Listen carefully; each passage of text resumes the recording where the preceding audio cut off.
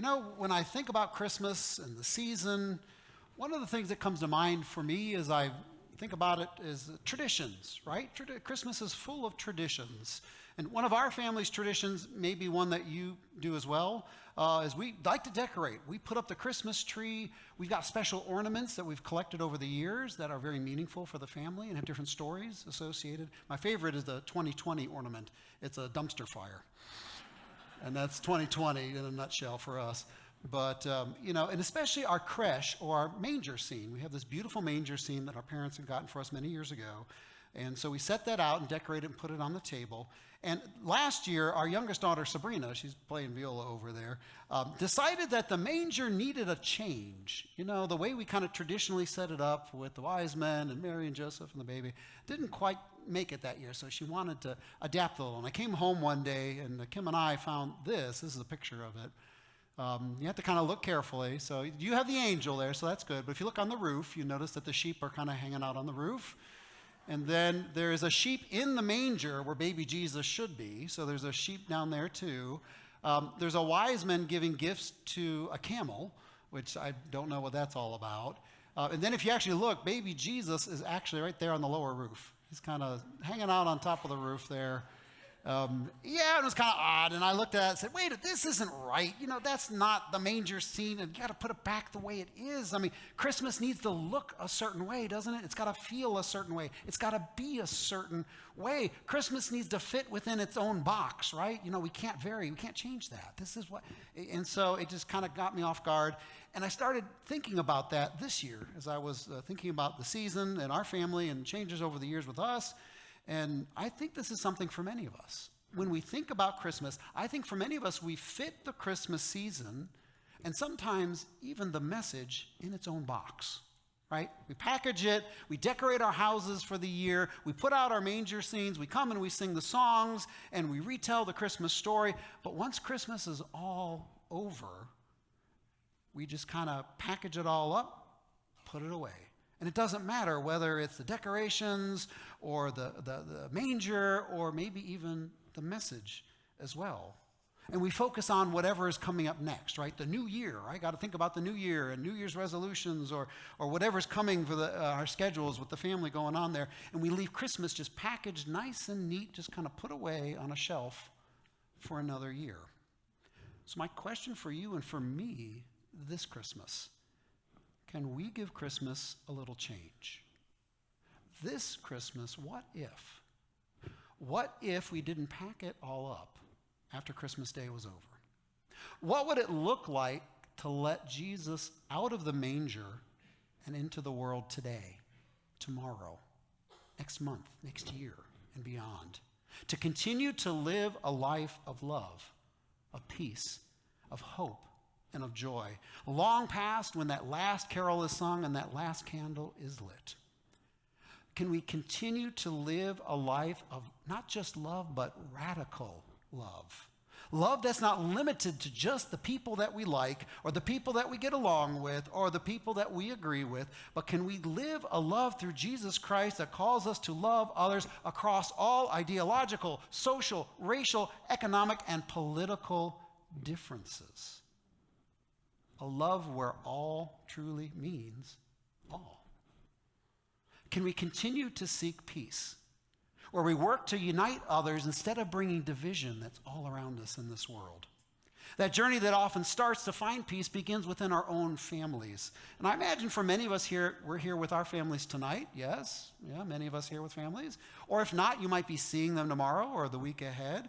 You've got a perfect opportunity to practice peace these next few days, right in your own household.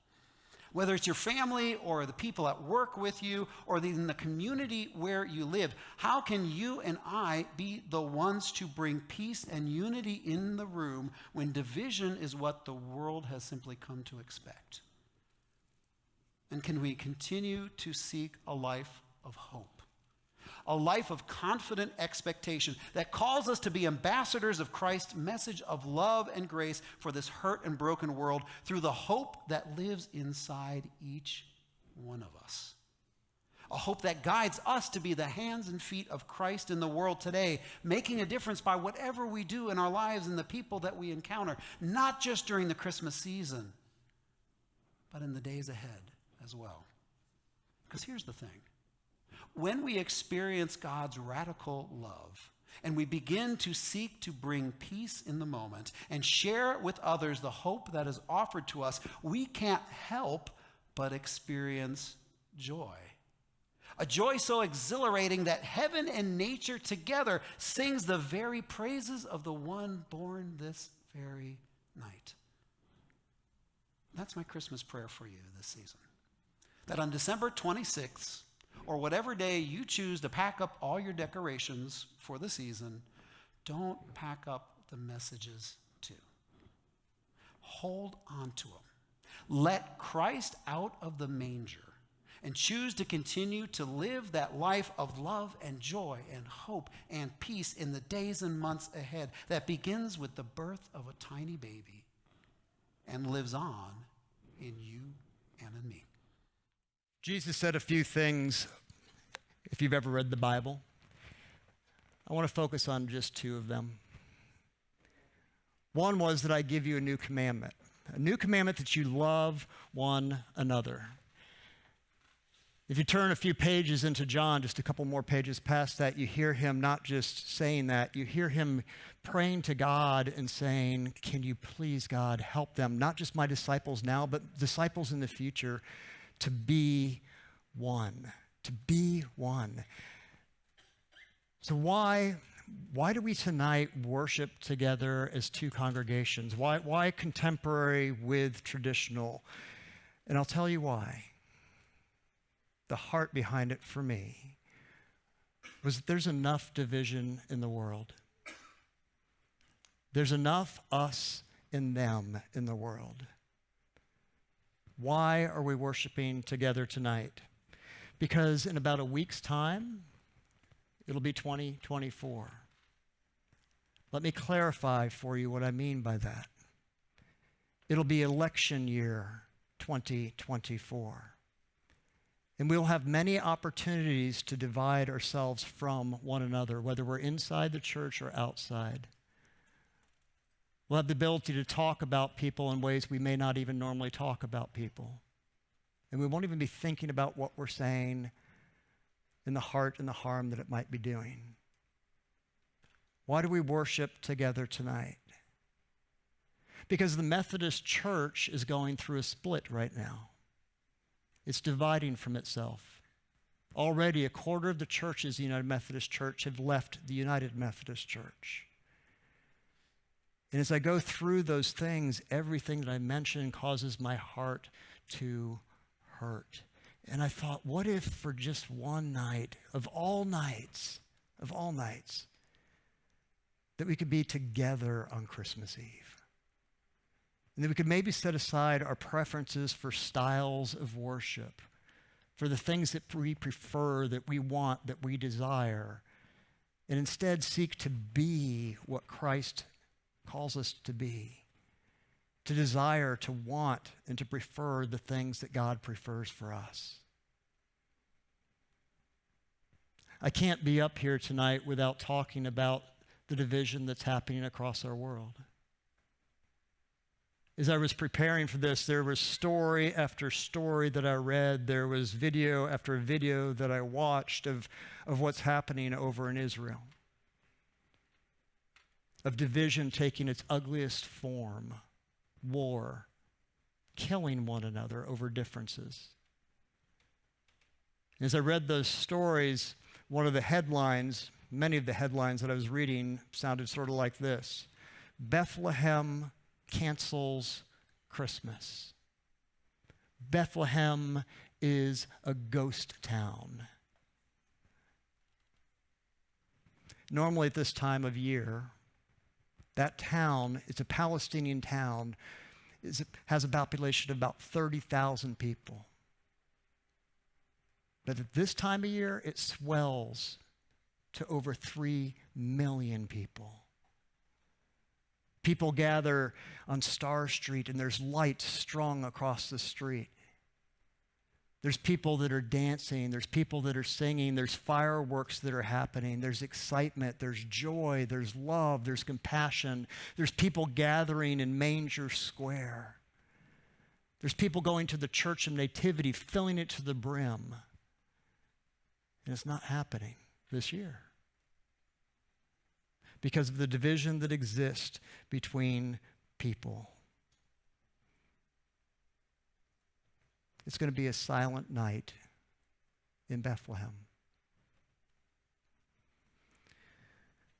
War, guys, has caused the people of Bethlehem to rethink what Christmas means, to rethink the Christmas story.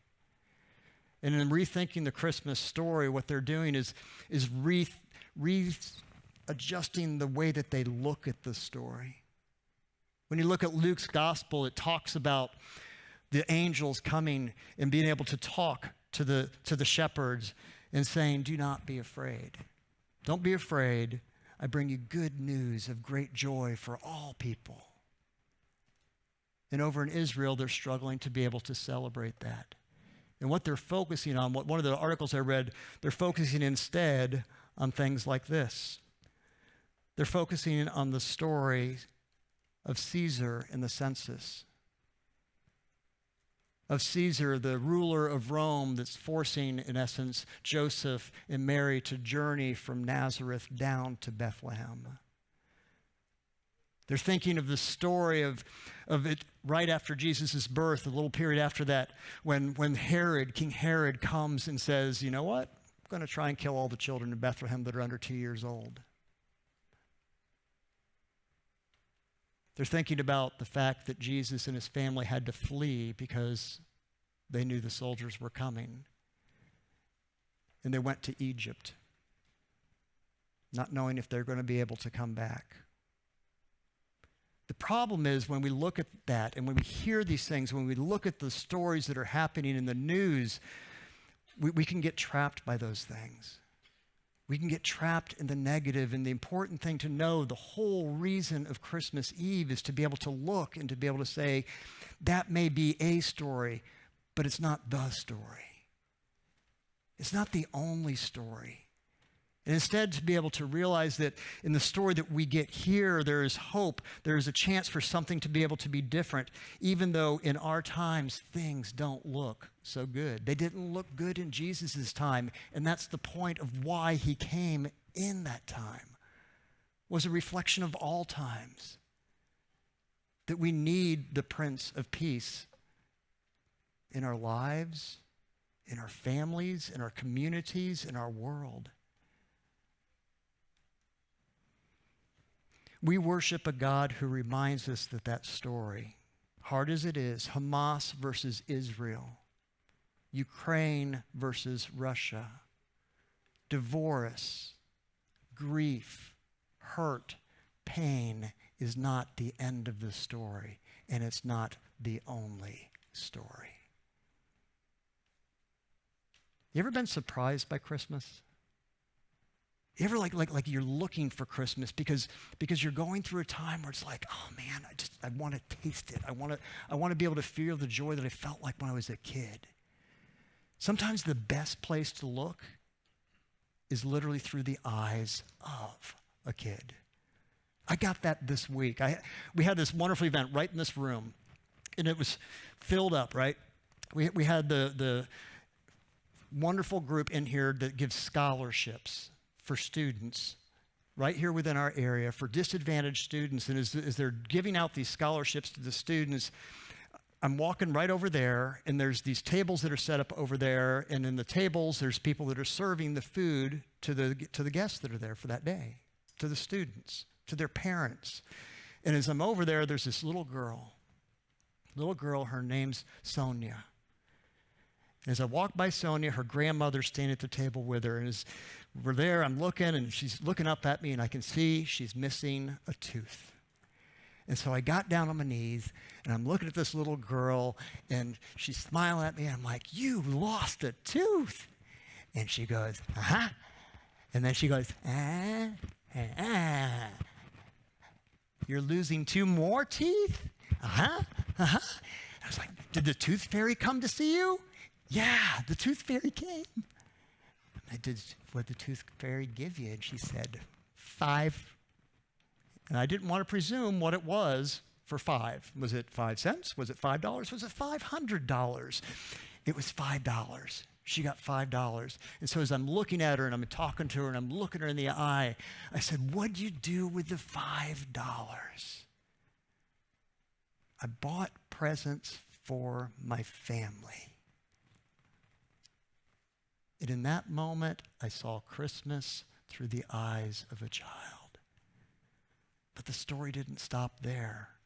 That's not the end of the story. Hope continues. Joy continues. Because I left her and I walked towards the back of the room, and her mom's sitting back in the back of the room because she was registering the kids as they were coming in. And I talked to her and I told her what I just had with Sonia. And she's like, yeah, yep. We went and saw Santa Claus. And I took her when I took her to see Santa Claus. She goes up, she sits on his lap. And Santa asked the question that Santa asks of every child, right? Which is, what do you want for Christmas, little girl? And she looked at Santa. This is her mom telling me now. She looked at Santa. Santa, what do you want for Christmas? That's it. That, my friends, when we read this, when we hear about getting a new commandment to love one another, when we hear about that they may all be one, maybe what we need to do is sit at the feet of some children. In Israel, even in Israel, not all hope is lost. In Jerusalem, the International YMCA in Jerusalem said we can't not, there's no way we can not have Christmas. And so what they did was they still gathered together. They gathered 600 kids. 600 kids for the tree lighting, the Christmas lighting. 600 kids with their parents. And they weren't just Christian kids. They emphasized, one of their emphases is that it was Muslim kids, it was Christian kids, and it was Jewish kids all together as one. And they normally count down when it's time to turn on the lights. They count down 10, 9, 8, 7, 6, 5, 4, 3, 2, 1, and the lights come on. But this year, instead, they said 3 words. 3 words. Hope, love, and finally peace.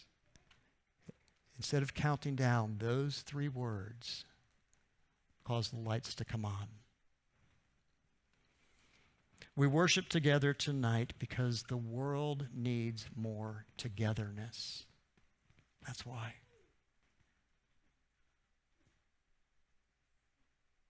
When I was looking at Sonia, I watched Susan up here signing, and doesn't she do an awesome job when she's up here signing? Just incredible. And she's been running back and forth between services.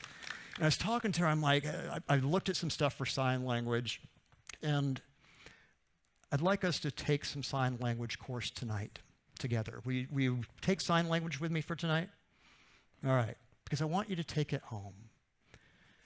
The first part, and this comes for me from Sonia, the first thing was see. All right, so hold up your 2 fingers, hand is out this way, and you touch right here on your cheek, and you say, see. See the Christmas tree in the back? See the Advent wreath? See.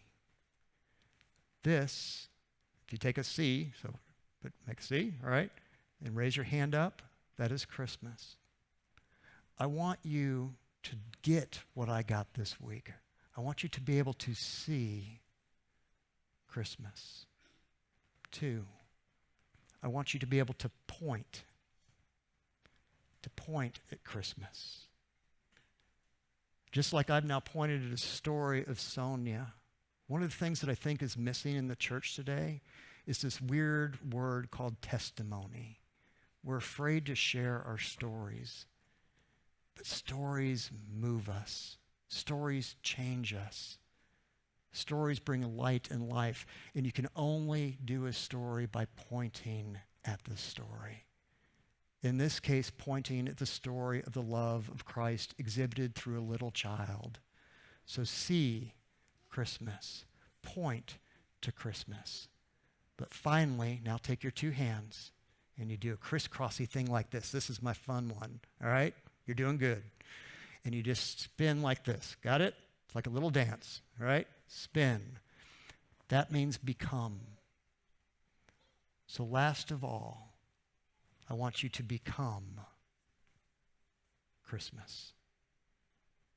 And if we do that, when it comes to moments like this, when it comes to a candle that we light, we honor what happened in Jerusalem this year at that YMCA.